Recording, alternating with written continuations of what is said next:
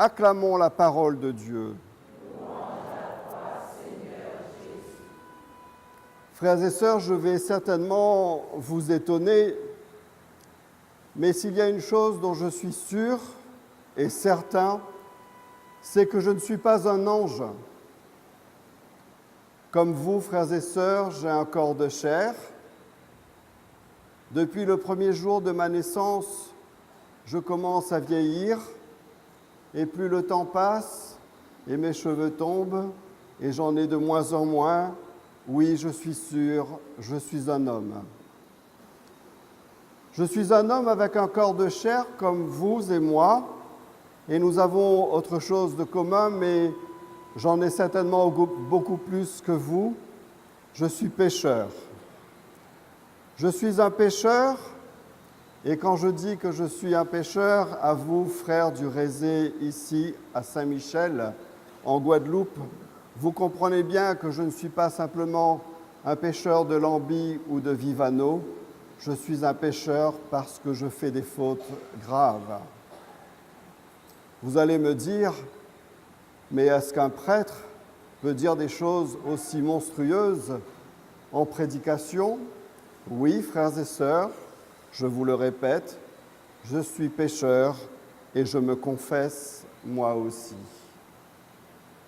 Et en tant que pécheur, il y a chez la Vierge Marie un titre que l'on trouve dans les litanies de la Sainte Vierge que j'aime par-dessus tout.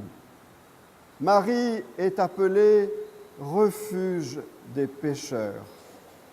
Marie, l'Immaculée Conception, celle qui, je le crois fermement, puisque je suis là avec vous ce soir en cette fête de l'Immaculée Conception, Marie qui a été conçue sans la faute originelle et sans aucune conséquence du péché. Femme comme vous, mesdames, de la race humaine comme vous, frères et sœurs, avec un corps comme le mien, un cœur comme le vôtre, une âme comme toute humanité et pourtant préservée de tout péché. Oui, voilà la merveille de Dieu que nous célébrons ce soir, mais est-ce que nous comprenons bien ce que signifie l'Immaculée Conception? Marie conçue sans péché. Quand j'étais petit, j'étais à l'époque en une classe qu'on appelait la 7e et je préparais ma première communion, on m'a appris à me confesser. Et je ne sais pas si, pour les plus anciens d'entre vous ici, vous avez connu cette période où on allait voir le prêtre au confessionnal avec une liste écrite des péchés. Il fallait arriver avec un papier et puis on avait sa liste. Et moi, je n'étais pas un très bon élève en classe, mais j'aimais bien aller me confesser et comme je voulais montrer que j'étais un bon pécheur, non pas de Vivano et de Lambie, je vous rassure, j'arrivais avec une liste de péchés que je chargeais un peu plus. Je ne sais pas si vous comprenez, mais je voulais que ma liste soit la plus complète possible, alors je rajoutais des choses qui me paraissaient intéressantes ou exotiques. Je peux me confesser en public en vous disant, par exemple, je n'ai jamais été amateur de chocolat, je n'aime pas le chocolat, alors je disais que quand mon papa faisait la sieste, lui qui aimait le chocolat, j'allais lui voler du chocolat, ce qui était faux. Je disais que je tirais souvent les cheveux de ma petite sœur, ce qui n'est pas vrai parce que j'aime beaucoup ma sœur et que je ne lui tirais pas ses cheveux. Et donc, j'inventais des péchés. Et figurez-vous, frères et sœurs, que même en grandissant et en devenant adulte, avant que je n'entre au noviciat et que je devienne dominicain, j'avais le même rapport à Dieu. Je lui racontais des histoires comme si j'étais encore un petit enfant.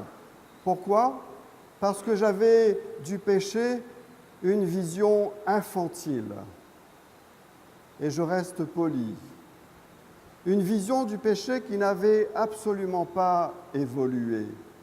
Or, frères et sœurs, pendant cette neuvaine, vous avez invoqué tout le long de cette neuvaine par cette invocation que j'aime par-dessus tout, ô Marie conçue sans péché, priez pour nous qui avons recours à vous, nous qui sommes pécheurs.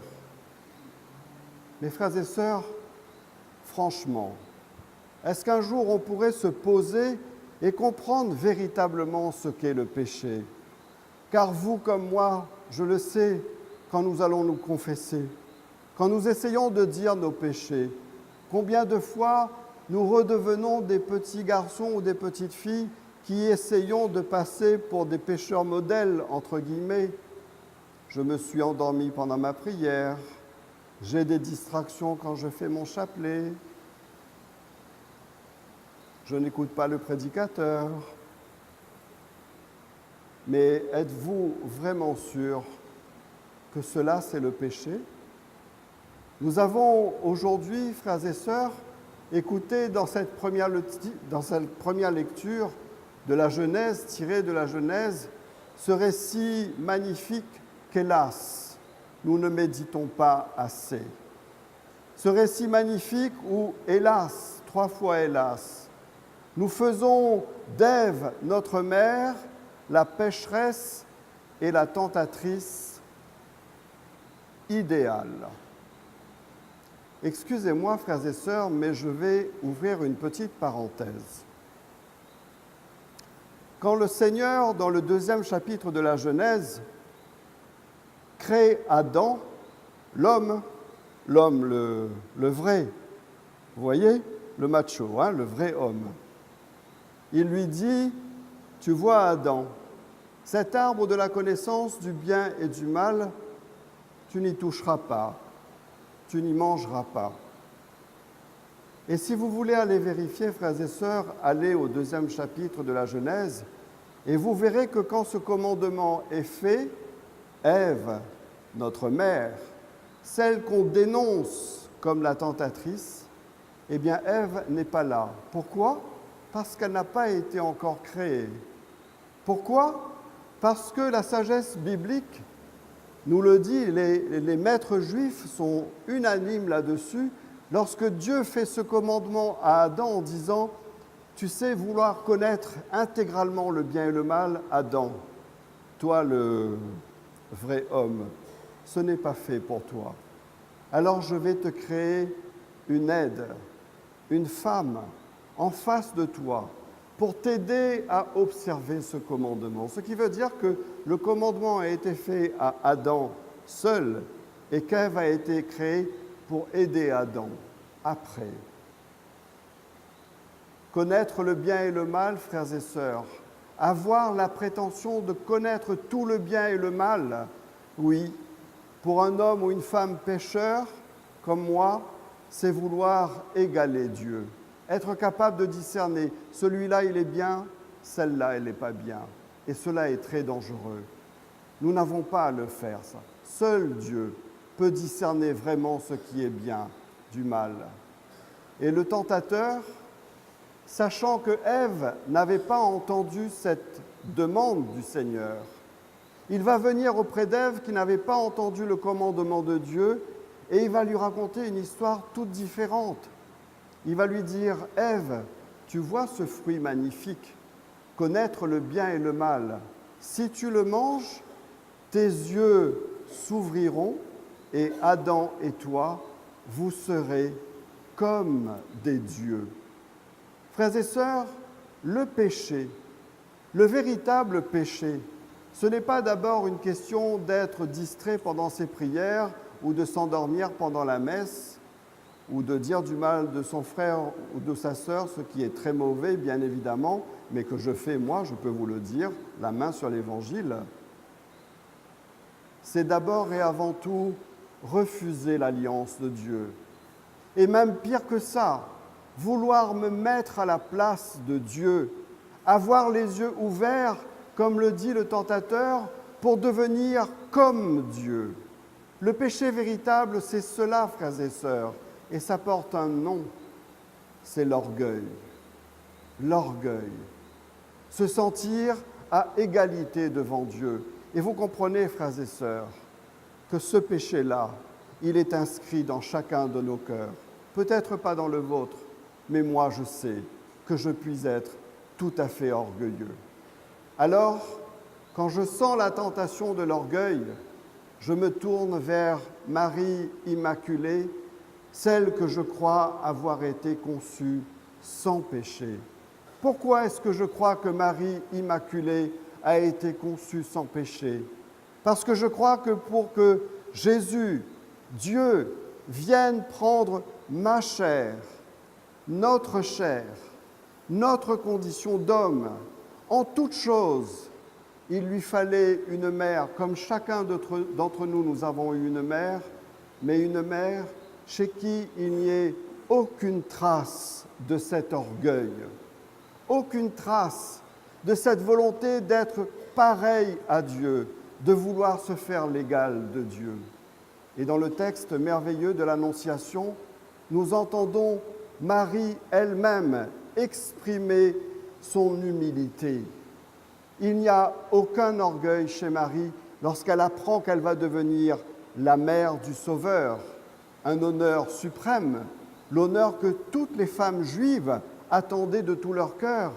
Eh bien Marie, lorsqu'elle apprend que c'est elle, c'est sur elle que le choix de Dieu est tombé, qu'est-ce qu'elle répond? Je suis la servante du Seigneur. Je suis la servante du Seigneur. Comme le dit si bien sainte Thérèse de l'Enfant Jésus, une femme, docteur de l'Église, Marie, frères et sœurs, est plus servante que reine. Aucun orgueil chez Marie, mais simplement la volonté de servir Dieu par ce plus beau geste, d'offrir son corps à son Fils qui va prendre notre chair. Oui, frères et sœurs, avec cette mère sans orgueil et sans vouloir prendre la place de Dieu, nous pouvons chacun et chacune nous tourner vers elle lorsque nous sentons que l'orgueil nous attaque, que l'orgueil devient chez nous le lieu du péché. Et nous pouvons, avec une confiance absolue, nous tourner vers Marie, l'avocate et le refuge des pécheurs, en lui demandant de nous épargner non seulement cette tentation de vouloir égaler Dieu, mais même de nous mettre à sa place. Alors, oui, même si Marie n'a jamais connu le péché, même s'il n'y a aucun effet du péché en elle, nous pouvons en toute confiance, même lorsque nous nous sentons pécheurs, nous tourner résolument vers elle et lui dire « Ô Marie, conçue sans péché, priez pour nous qui avons recours à vous. » Amen.